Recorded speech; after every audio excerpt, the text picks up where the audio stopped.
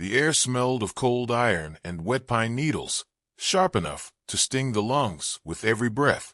Snow drifted in lazy spirals, catching on the dark green shoulders of the pines that lined the narrow service road, climbing into the Black Cedar Ridge Recreation Area. At 6:10 a.m., the sky was a bruised indigo. A faint orange seemed stretching along the far ridge, promising sun but delivering only wind and spindrift for now. Mira Keating hummed softly as she tightened the strap on her snowboard boots in the back of her rust-red Subaru. She was 27, auburn hair pulled into a high knot that poked out from under her gray beanie, her cheeks already tinged pink from the cutting air. Snowboarding was the only thing that made her feel both weightless and rooted at the same time, a paradox she often tried to explain to her friends. She worked as a graphic designer in Spokane, freelancing to afford a little apartment, and spent nearly every free weekend chasing fresh powder and secret runs the locals whispered about. Black Cedar Ridge was her favorite. Less touristy than the bigger resorts, its backcountry trails tangled through old-growth fir and rocky bowls that demanded skill and nerve. She'd found a tucked-away run 2 weeks ago, something she swore felt untouched for years, and she'd been thinking of it all week. "You sure you don't want company?" her boyfriend, Aaron, had asked the night before, a half-smile betraying his worry. He wasn't a boarder. He was happiest with a guitar in his lap, not a board under his feet, but he never stopped her from chasing these slopes. "It's my therapy," she'd said, kissing him on the cheek. "Besides, everyone's scared of Black Cedar's tree lines after that last storm. I'll have it all to myself." He'd watched her from the couch, fiddling with a pick, silent for a beat. "Just check in, okay?" she had promised. Now, as she zipped up her insulated jacket and slung her pack over her shoulders, she felt the morning's pulse in her legs, excitement, pure and bright. A thermos of coffee steamed in the cup holder. A lone crow cawed from somewhere above the road. Her car was one of only 2 in the parking pull-off, the other a battered white truck with a rack for skis and a faded forestry permit stuck to its rear window. Mira clicked her board under one arm, trudged through knee-deep powder to the narrow trail that led to the ridge's upper bowls, and took one last glance at her Subaru. She checked her phone. No signal, but she didn't expect one up here. She slid it into her jacket pocket anyway, along with a folded paper map she trusted more than any app.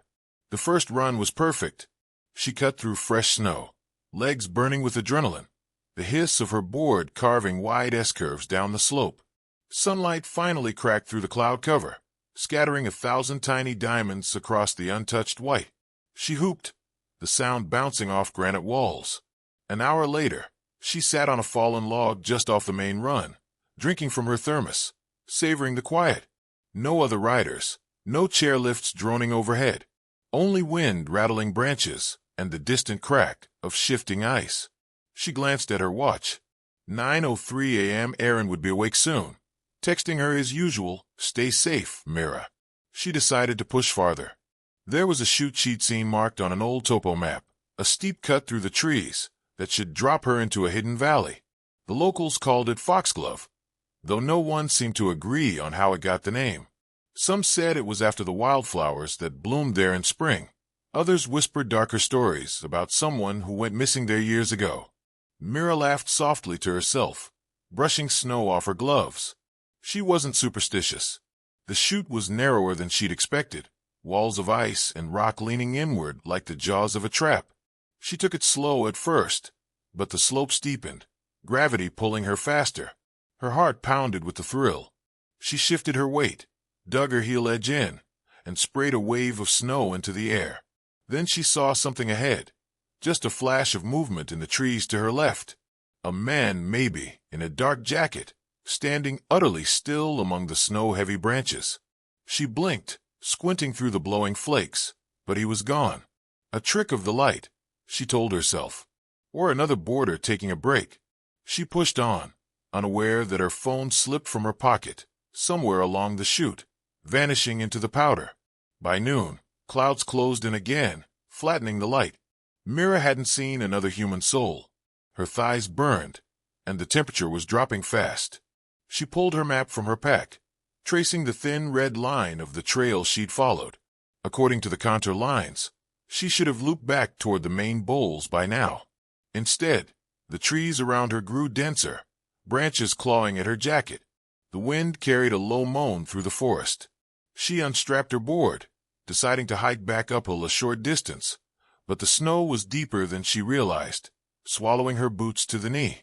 Breathing hard, she glanced over her shoulder, trying to pick out her own tracks, but they were already half erased by the falling snow. Mira swallowed hard, pushing down a sudden surge of panic. She'd been out here a dozen times. She knew these woods. She just needed to climb a little higher, find her bearings. An hour later, she admitted to herself she was lost. Aaron's first call went to voicemail. He tried again at 12:45 p.m., pacing their apartment's small kitchen, a mug of coffee cooling in his hand. By 3 p.m., he called the Black Cedar Ranger Station. A weathered voice on the other end said, "We get late check-ins all the time, sir. She probably just stayed out for an extra run." "She always texts," Aaron insisted. "Always." By 5 p.m., the sun was slipping behind the peaks, the wind rising into a howl. A ranger named Kelly Tran, a lean woman in her 40s, with a scar across her chin from a search and rescue gone wrong years ago, was dispatched to the pull-off. Myra's Subaru was still there, a dusting of snow softening its lines. Her thermos sat empty in the cup holder. Her gloves were gone. Kelly shone her flashlight into the surrounding trees, the beam swallowed by the white. She crouched by the car, noting the tread marks that led toward the chute trail, then vanished. Her gut tightened. She'd seen this before. By nightfall, 2 snowmobiles prowled the main runs, their engines growling through the storm. A search team assembled 4 rangers, 2 volunteers from a ski patrol, and a K9 unit named Juno, a black-furred shepherd with amber eyes.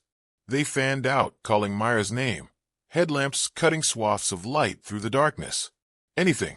Kelly's radio crackled. "Just tracks, then nothing," came the reply. Hours passed. Snow thickened.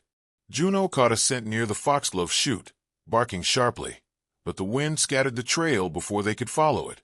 Aaron arrived at the ranger station just before midnight, eyes wild, hands shaking as he handed over a printed photo of Mira, smiling at the top of a slope last winter. "She knows these woods," he said, voice breaking. "She wouldn't just disappear." Kelly placed a hand on his shoulder, steady but grim. "The mountain doesn't care what we know," she said quietly, "but we're going to find her." Outside, the storm raged on, erasing footprints, swallowing voices. In the black maw of the forest beyond, something unseen watched and waited as the searchlights swept across the snow. Snow pounded the mountain through the night, blanketing every ridge and chute in a thick new layer that both muffled sound and swallowed clues.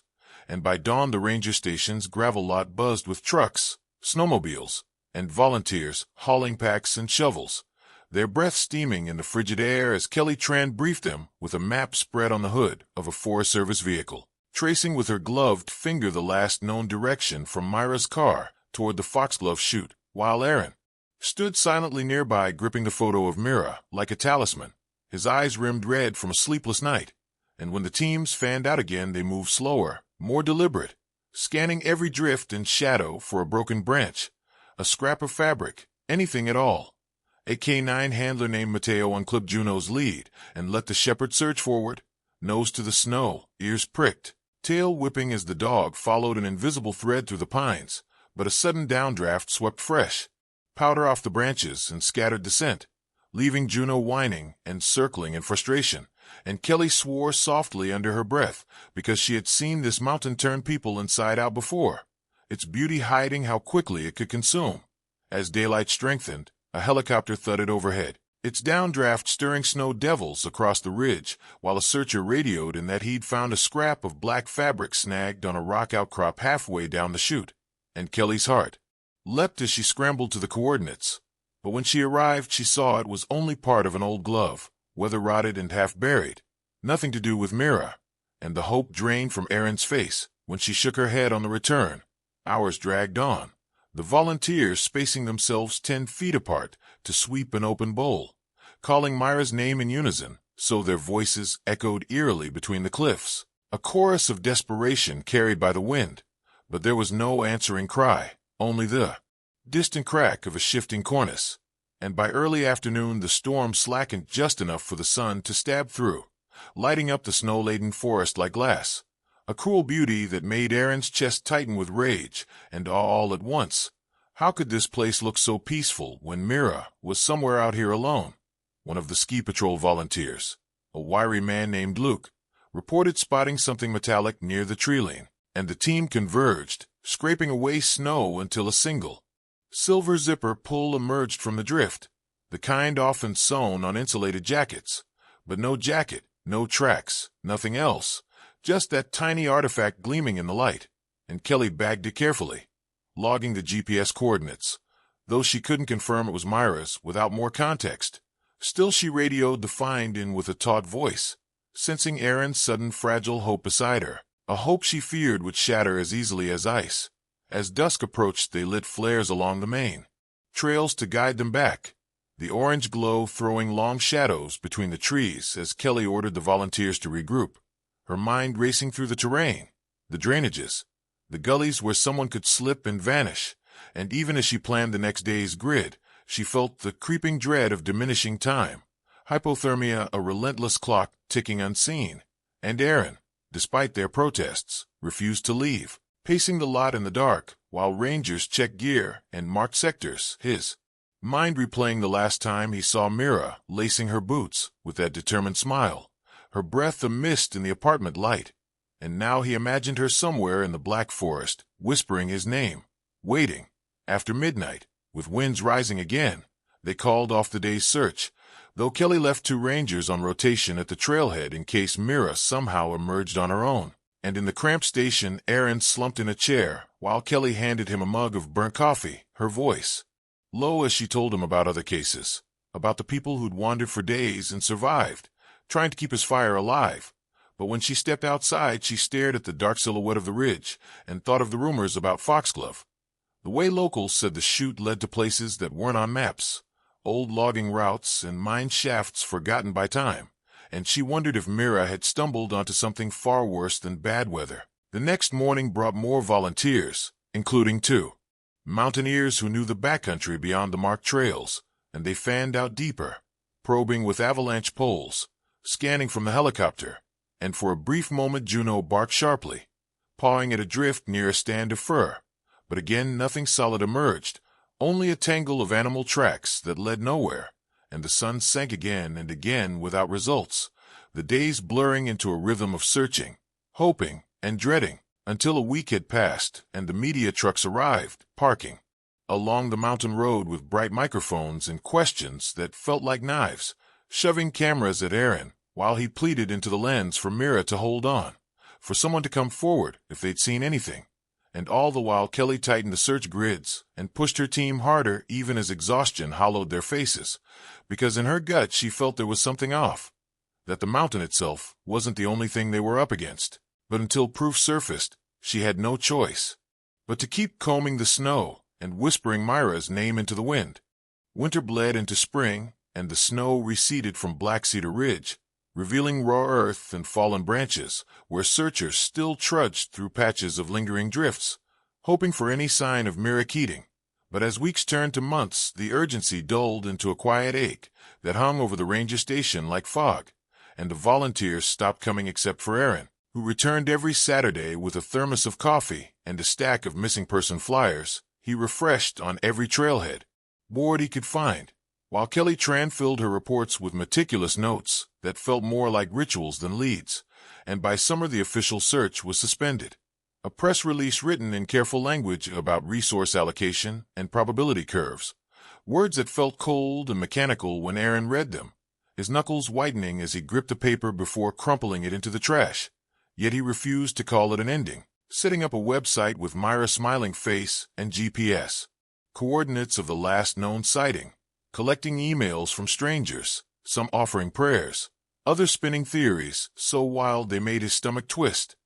The mountain itself changed with the seasons, wildflowers carpeting the bowls where searchers once slogged, foxes darting through shadowed gullies, hikers laughing on sunny ridges unaware of the silent vigil Aaron kept in the parking lot below, his car filled with maps, spare boots, and the faint scent of pine resin clinging to old gear. Every so often someone reported seeing a woman who looked like Mira at a gas station 2 towns over or on a bus heading west, but each time the trail dissolved under scrutiny. A look-alike or a well-meaning caller chasing ghosts, and each disappointment chipped away at Aaron's composure until his friends barely recognized the hollowed figure who once strummed guitar on lazy evenings, now pacing his apartment at 3 a.m. with photos spread across the table, tracing patterns no one else could see. Online forums devoted to unsolved disappearances picked up the case, dissecting every scrap of information, arguing over whether the foxglove chute led to an abandoned logging road or whether Mira might have met someone out there. And Aaron read them all, unable to stop himself even when the posts grew cruel, speculating about him, about their relationship, insinuating secrets that made his throat burn with anger. 3 years passed before anything remotely similar stirred the community again. A young man went missing during an early snowstorm only 20 miles north of Black Cedar, his body never found, and for a few frantic weeks the headlines returned and search teams reassembled, hoping the 2 cases were linked. But nothing concrete emerged, and soon the media moved on, leaving behind only Aaron's haunted eyes staring out from a single interview clip replayed online. Kelly, still with the service, but transferred to a different district, kept Myra's file in the bottom drawer of her desk, pulling it out late at night when paperwork blurred together, tracing the routes with her finger as if the paper might whisper something new. And sometimes she drove back to Black Cedar alone, parking where Myra's Subaru once sat, listening to the wind hiss through the pines, feeling that old nagging sense that they had all missed something vital. The community held an annual memorial at the base lodge every January, candles flickering in the snow, and Aaron stood among them holding a framed photo while locals murmured prayers, and the mountain loomed silent and indifferent behind them, the slopes now groomed and busy with tourists chasing clean runs and hot drinks, unaware that a single gray beanie once fluttered on a branch somewhere deep in those woods. As the 5th year approached and the case faded further into the background noise of unsolved tragedies, Aaron's determination hardened into something quieter but sharper, and though friends urged him to move on, to live, again he returned to the mountain on the anniversary each winter, strapping on snowshoes and venturing into the backcountry alone, whispering her name into the wind, imagining her laughter on the ridgeline. And still, somewhere deep in the Black Cedar wilds, the truth waited buried, biding its time until chance or fate would stir the snow and bring it blinking into the light. It was the kind of late autumn morning when the air smelled of wet leaves and distant snowmelt, the mountain trails quiet except for the occasional scrape of a trekking pole, and Harold Metz, a retired biology teacher with a fondness for photographing fungi, hiked steadily along a forgotten spur path above Black Cedar Ridge with his old golden retriever, Scout, trotting ahead, nose low to the ground, tail wagging, Harold humming softly to himself as he admired the way mist curled in the undergrowth, thinking more about the camera settings in his pocket than the headlines of years past. And yet fate often hides itself in the mundane, because Scout suddenly stopped, ears pricking, then lunged off the path into a tangle of alder and fir, pulling the leash taut and barking in a tone Harold had not heard since the dog was a pup finding buried bones in the backyard. So Harold followed, brushing aside damp branches, until he saw the glint of something unnatural in the soil. Half exposed by erosion, a faded strip of fabric tangled in roots, and as his fingers brushed the material a chill ran through him. It was part of a pack strap, torn and frayed, but still bearing a stitched name tag faintly legible beneath the dirt. M. Keating. Harold froze, heart hammering, looking around the shadowed hollow, where the dog pawed at the earth, uncovering more, shredded fragments of teal nylon, a crushed metal water bottle with a sticker of a laughing sun, a single glove stiff with age, all buried under years of fallen needles, and he realized with a sick twist in his stomach that he had stumbled onto something far larger than lost gear. So he staggered back and fumbled for his phone, dialing 911 with trembling hands, his voice cracking as he gave his coordinates and tried to explain that yes, it was near Black Cedar. Yes, there was a name tag. Yes, he would stay put. Within 2 hours, Kelly Tran was back on the mountain, older now, hair streaked with gray but her eyes, sharp as ever, standing in the hollow as forensic techs in orange vests worked silently, brushing away soil with small trowels, photographing every fragment, bagging each item with labels, while Aaron arrived breathless, summoned by a call that shook him to the core. And when Kelly met him at the edge of the taped-off area, his hands trembled so badly he couldn't hold the thermos he carried, his eyes darting to the teal nylon spread on a tarp, a color he knew instantly, a color he'd once watched Mira pick out in a sporting goods store with a laugh, and his legs nearly buckled as memories crashed over him like an avalanche. Her voice, her smile, the sound of her laughter over wind, and now only scraps remained, whispering from the dark earth. Forensic techs spread farther into the ravine, marking GPS points, finding a half-buried snowboard binding twisted free from its bolts. Then something stranger, a length of coarse rope snagged around a buried root, frayed at the ends as if cut in. Haste, and Kelly's stomach clenched, because that rope had no reason to be here on a backcountry run, not unless someone else had been with her, someone who meant harm, and suddenly the theory of a simple accident dissolved in the cold air. News of the discovery spread fast, television crews, once more crowding the trailhead, while searchers, now older and grayer themselves, returned to volunteer, scouring the newly identified area for anything more, and Scout barked again, leading techs to a shallow depression between two fallen trees, where a zipper pull glinted, identical to the one found years ago but newer, cleaner, as though it had been shielded from the elements, and a tech held it up carefully, frowning at the dark residue on the metal, already planning to send it to the lab for analysis, while Kelly crouched nearby, feeling the mountain press close around her, the pines whispering in the wind as if guarding secrets, and in that moment she knew they had not been searching a simple wilderness disappearance all those years. They had been circling a crime scene hidden in plain sight, waiting for time and chance to pry it open. As the sun dipped behind the ridge and the shadows lengthened, Aaron stood alone at the edge of the taped zone, staring at the items laid out on a clean white sheet, his breath catching in his throat as tears burned his eyes, because for the first time in years there was something tangible, something that told Amira's story had not ended in the indifferent jaws of a mountain. And though the knowledge was bitter, though dread and grief churned within him, a flicker of something else sparked alive. Hope, raw and painful but undeniable, as Kelly approached, her voice low and urgent, telling him the lab would have results soon, that they were opening the case again, that they would not stop this time. And high above them, the wind moaned through the trees, carrying with it the faintest echo of footsteps long vanished, but never truly gone. The evidence bags were barely sealed before the forensics lab in Spokane began their meticulous work, swabbing the frayed rope, scraping under the zipper pull with fine instruments, running every particle through databases that had advanced leagues beyond what existed 5 years earlier.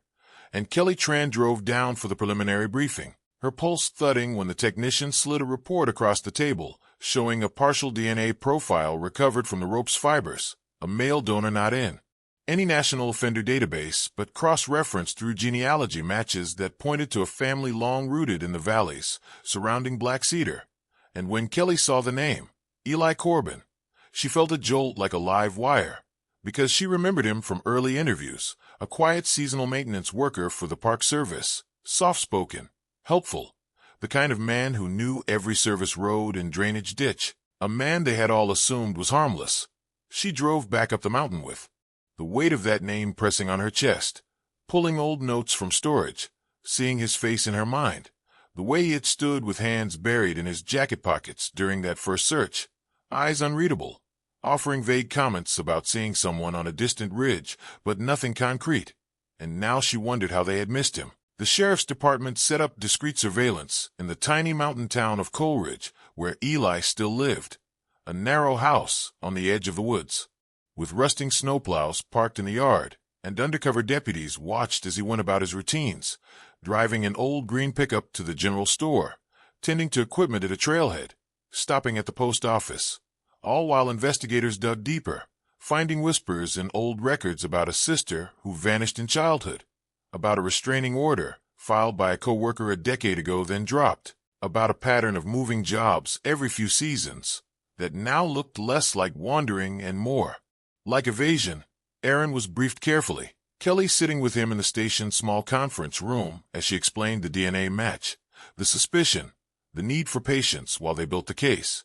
And Aaron sat rigid, jaw clenched, every fiber of him screaming to confront Eli himself, but restrained by the gravity in Kelly's voice, by the photo spread on the table of the rope, the zipper pull, the hollow in the woods. Days turned into a tense blur as deputies followed Eli, noting the way he lingered near certain trailheads after dark, how he hiked alone into lesser-known gullies with a pack and returned hours later without explanation, how he spent long nights in his garage with lights burning until dawn, and Kelly pushed for a warrant while coordinating with state police, each step requiring precision to avoid spooking him. And when finally the approval came through, they planned to move before sunrise, a quiet raid designed to catch him off guard. Unmarked vehicles rolled up to Eli's house in the gray light of dawn, boots crunching on frosted gravel as deputies fanned out, and Eli stepped onto his porch in thermal gear, blinking in confusion as Kelly approached with her badge raised, voice calm but firm, informing him they had questions about an ongoing investigation, and for a heartbeat he hesitated, eyes flicking toward the tree-line as if weighing a run, but then his shoulders slumped and he nodded, letting them lead him inside. What they found in the dim garage made Kelly's skin crawl, boxes stacked neatly against the wall filled with items cataloged by date and location, not just Myra's teal backpack but other fragments, a woman's scarf, a broken phone, snow goggles scratched beyond use, each tagged with a strip of masking tape, evidence of other vanishings never linked until now. And pinned to the wall above a workbench was a topographic map of black cedar with hand-drawn excess in places only a seasoned ranger would know, a lattice of secrets hidden in plain sight. As they questioned him, Eli sat silent, hands folded, eyes vacant, until one detective placed Myra's crushed water bottle on the table and asked softly, "Why?" And Eli finally spoke, his voice flat, saying he liked to watch where people went when they thought no one could see, that the mountain gave him cover, that he collected moments of their passing because it made him feel in control of something vast and unpredictable. And Kelly felt bile rise in her throat at the detached words, but she pressed on, demanding to know where Mira was, and Eli tilted his head, lips curling in something between a smile and a grimace, whispering that the mountain would tell them if they listened, a riddle that hung in the air as deputies cuffed him and led him away, leaving behind the map, the boxes, and a hollow silence thick with dread and vindication. Later, when Aaron stood in that garage staring at Myra's belongings laid out on an evidence table, grief and fury tore through him, in equal measure, but somewhere beneath it was that same flicker of hope, because now they had a face, a name, a path forward, and Kelly put a hand on his shoulder, her voice steady despite the storm inside her, promising him they were closer than ever, that they would search every marked X, every hidden ravine, until the mountain gave Mira back. The days after Eli Corbin's arrest blurred into a sleepless storm of paperwork, interviews, and relentless searches of the X-marked coordinates on his map, Kelly leading teams into ravines choked with underbrush, into caves hidden behind frozen waterfalls, into wind-scoured bowls where only the bravest backcountry riders ever ventured, and each site yielded fragments, threads of fabric, rusted buckles, even a cracked helmet bearing a faded decal from a missing snowboarder reported years before. Myra's disappearance, but no sign of Mira herself until one gray morning when frost rimed every branch and the search team climbed to a narrow cave mouth high above Foxglove Chute, the very place Eli had cryptically referred to as where the mountain swallows sound. And as they ducked inside, their headlamps cut through damp darkness to reveal a shallow hollow littered with old animal bones and, half buried beneath a fall of silt and pebbles, the unmistakable curve of a human boot still laced tight, and Kelly felt the air leave her lungs as they cleared debris with gloved hands, uncovering more, a tattered jacket, the teal of Myra's snowboarding pants dulled by time, and then her remains, cradled in the mountain's cold grasp but finally, mercifully, found. Word traveled quickly down to the command post where Aaron waited, hands clenched white around the strap of his own pack, and when Kelly approached with her eyes shining wet in the pale light, he didn't need to hear words. He knew, and his knees buckled as he dropped into the snow, sobbing with grief and relief tangled so tightly he couldn't tell them apart. clutching the photograph he had carried for years, as if Mira herself could feel it.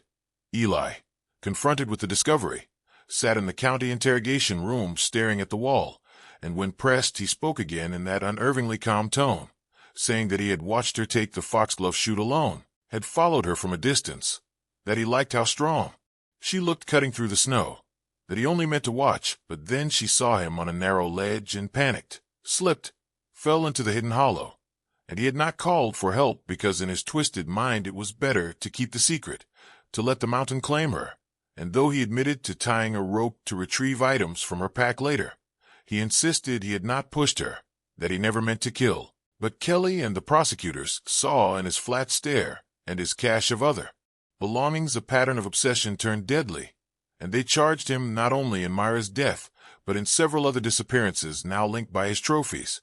The trial that followed drew national attention, journalists crowding the courthouse steps while Aaron testified, his voice breaking as he described Myra's love for the slopes, her fearless smile, the way she would hum on early mornings before they drove out to the mountains. And the jury listened, grim and silent, as Kelly laid out the map, the rope, the recovered items, painting a picture of a predator who hid in plain sight among the pines. When the verdict came, guilty on all counts, Aaron sat frozen, staring at the floor, and later outside the courthouse he whispered to reporters that no sentence could bring Mira back. But knowing the truth, knowing she had been found, was a kind of peace he had not thought possible. Months later, in early spring, when the snow began to melt on Black Cedar Ridge, the community gathered.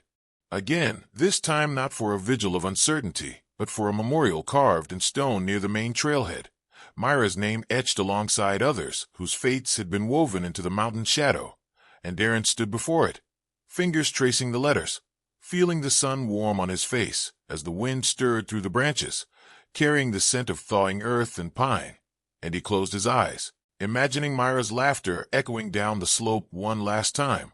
Kelly watched from a short distance, hands in her jacket pockets, weary but resolute, thinking of all the nights she had doubted, all the mornings she had stared at the map wondering what they had missed, and now, though sorrow pressed heavy on her chest, she felt a fragile pride that they had finally broken the silence the mountain had kept for too long. Hikers and riders paused as they passed, reading the names, some leaving wildflowers at the base of the memorial, others standing quietly, taking in the lesson carved in the stone and in their own memories, that the wilderness could hold both beauty and terror, that chance and persistence could bend time toward justice, and that even in the coldest places, hope can endure until the truth emerges from the snow.